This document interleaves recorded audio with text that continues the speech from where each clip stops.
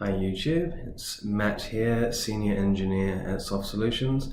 Today with part 2 of our online look at the 3CX Basic Academy training. Today we'll be looking at using the 3CX web client, how the technology works, how to access it, and so on and so forth. So the goal of this is to look at how to get access with the welcome email, how to actually load into the web client as well, and what functionality is present. So basically, previously we had the 3CX soft phone on Windows and Mac and iOS and Android. We now have the 3CX web client as well, which is a lot easier to use, a lot more powerful. It doesn't require installing anything ahead of time. It's simple to load into. So how does it work? It utilizes WebRTC. The technology for WebRTC came into 3CX in earlier versions, and they've just continued to develop on it and make it more feature rich. It originally was a means of being able to phone a desktop telephone via a browser, and they've just built the functionality out further, and now we have the web client. It is feature rich. It is on parity with the soft phone, so you can do all your attended transfers, you can pick up, look through contacts, you can start your web meeting from in there as well. Because there's no software installation required, it just uses a browser. We'll have a look at compatible browsers shortly. But basically any browser that supports WebRTC properly will work fine with the web client as well. It is fairly seamless. It doesn't really matter where you're using it from, whether you're on your local LAN or whether you're coming in externally. Of course, best practice with 3CX with split DNS, this gives us this added benefit. It just simplifies deployment. The web client itself can control your desktop phones as well. So previously with the 3CX soft phone, it utilized something called CTI to control supported telephones, and each vendor had a little bit of a different way of doing that. Now we have this new technology called User Agent CSTA, which the web client uses to do the same, control desktop telephone, where you can do transfers, dial numbers, etc.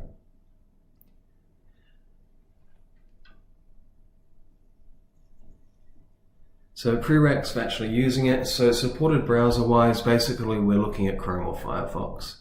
These I've tested myself, and more of a Firefox user myself, but of course it works perfectly fine on Chrome. These browsers support WebRTC correctly. So this works as well on Windows PC and Mac OS, obviously, because the browsers work with it.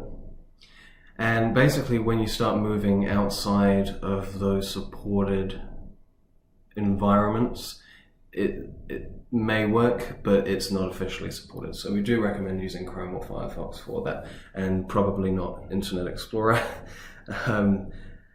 just because it doesn't work with WebRTC very well.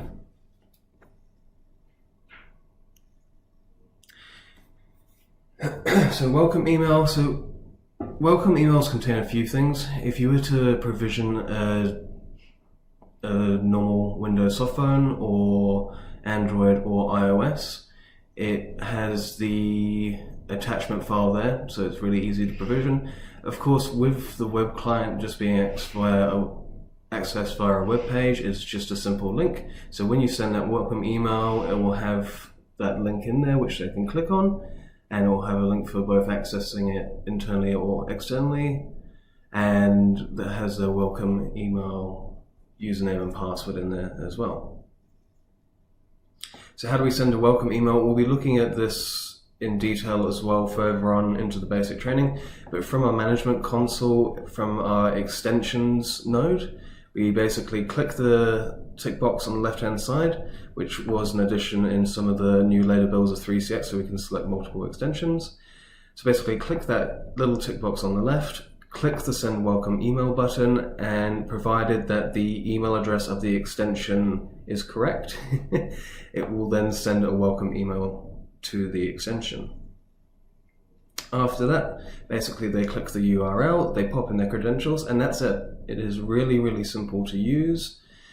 It could be used purely as a web client with a headset, which we're seeing a lot of people moving towards, but for supported desktop telephones as well, we have that user agent CSTA in there to control and drive them. So web client features, again, feature parity with the soft phone. It's got all the same stuff. We can do a normal blind transfer where we pick up a call and we go transfer, put in the extension number, and it just sends the call there. We have the ability to do an attended transfer. So a little bit different, call comes into us, we pick it up. If we want to transfer and we do an attended transfer, we can phone the extension before we send the call through, see if they're available to take the call, and then pass the call through. Of course, we can put it on hold as well, and we've got the conferencing capabilities in there too. Much like the older soft phone, we can see present status. Big thing, of course, with 3CX, unified communications. We get to see presence. We've got available, away, do not disturb, and then 2 custom statuses that we can set. And we can see this all from the web client, so we can have a single pane view of exactly who is free and who is not. We also have a switchboard view as well from the web client, really handy for call centers. We have chat functionality in there, and probably my favorite, of course, the emoticons. We also have the file transfer capability in there as well too. We can set up desktop notifications as well, so when the browser is minimized, and we say don't have it on screen because it is minimized, we can do a call pop to see that a call's coming through and then click to answer it. We can of course set up BLFs, much the same as we could do with a normal soft phone. So we can pop in all the BLFs in here. Of course, this can be done by the sysadmin in the management console as well. And that's it. The web client is really simple to use.